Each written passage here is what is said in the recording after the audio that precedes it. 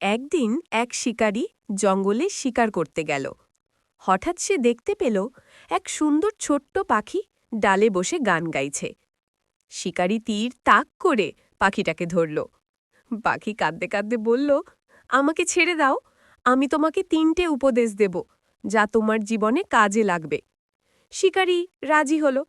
পাখি বলল, প্রথম উপদেশ, অসম্ভব প্রতিশ্রুতি বিশ্বাস করো না। শিকারী তাকে ছেড়ে দিল। উড়ে যাওয়ার পর পাখি বলল, আমার পেটে তো এক মুঠো হীরের দানা ছিল। লোভে পাগল হয়ে শিকারী আবার ধরতে ছুটল। তখন পাখি হেসে বলল, দ্বিতীয় উপদেশ, যা হারিয়ে গেছে তা নিয়ে কষ্ট করো না।